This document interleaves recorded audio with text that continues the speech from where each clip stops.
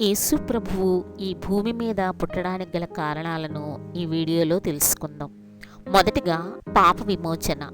యేసుక్రీస్తు ఈ భూమిపై పుట్టిన ప్రధాన కారణం మానవ పాపాల నుండి విముక్తి కలిగించడానికి. బైబిల్ ప్రకారం పాపం వల్ల మానవులు దేవుని నుండి దూరమయ్యారు.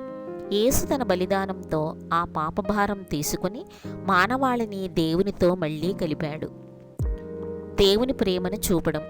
యేసు పుట్టడం దేవుని అపారమైన ప్రేమకు నిదర్శనం. దేవుడు తన కుమారుడిని ఈ లోకానికి పంపి మనపై ఉన్న ప్రేమను నిరూపించాడు. దేవుడు లోకాన్ని ఎంతో ప్రేమించాడు. ఆయన తన ఏకైక కుమారుడిని ఇచ్చాడు. యోహాను 3:16. దేవుని రాజ్యాన్ని ప్రకటించడం. యేసు ఈ లోకంలో పుట్టడం ద్వారా దేవుని రాజ్యం ఈ భూమిపై స్థాపించబడిందని ప్రకటించాడు. ఆయన దేవుని చిత్తాన్ని బోధించి సత్యం మరియు న్యాయం కలిగిన జీవన విధానాన్ని మనకు నేర్పించాడు. దైవం మరియు మనిషి మధ్య పూలమాలగా ఉండటం. పాపం వల్ల దేవుని నుండి విడిపోయిన మానవునికి తిరిగి ఆ దైవం అనుబంధాన్ని కలిగించడానికి యేసు పుట్టాడు. ఆయన మోక్షం, పాపక్షమాపణ కోసం దైవ మార్గం చూపించాడు.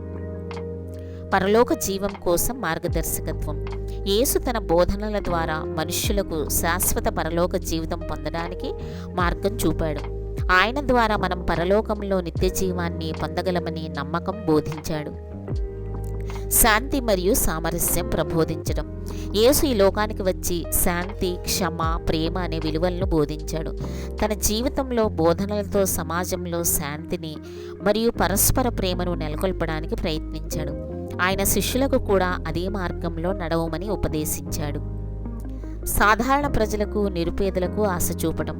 యేసుప్రభు పుట్టుక ద్వారా అనేక మంది సామాన్య ప్రజలకు, నిరుపేదలకు ఆశ చిగురించింది. ఆయన నిరుపేదలను, అణగారిన వారిని ఆదరించాడు. వారికి దేవుని ప్రేమను ప్రకటించాడు. దైవ ధర్మం యొక్క పూర్తిని చూపించడం. పాత నిబంధనలోని ప్రవచనాలను పూర్తి చేయడం కూడా యేసు పుట్టుకలో ఒక ముఖ్యమైన అంశం. పాత నిబంధనలో చెప్పబడిన మసీహ అనగా మెస్సయ్య వస్తాడని ఉన్న ప్రవచనాలు యేసు ద్వారా నిజమయ్యాయి. ఆయన పుట్టుక దైవ ధర్మం యొక్క నిరూపణ. దైవం కరుణ మరియు క్షమను ప్రదర్శించడం. యేసుక్రీస్తు పుట్టడం దేవుని కరుణకు, క్షమకు ప్రతీక. ఆయన పాపుల కోసం క్షమా మార్గాన్ని చూపాడు. కష్టాల్లో ఉన్నవారికి దైవ కరుణను పరిచయం చేశాడు.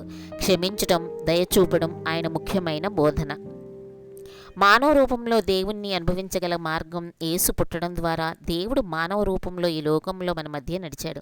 ఇది మానవులకు దేవుని సన్నిహితను, ఆయనను ప్రత్యక్షంగా అనుభవించే అవకాశాన్ని ఇచ్చింది.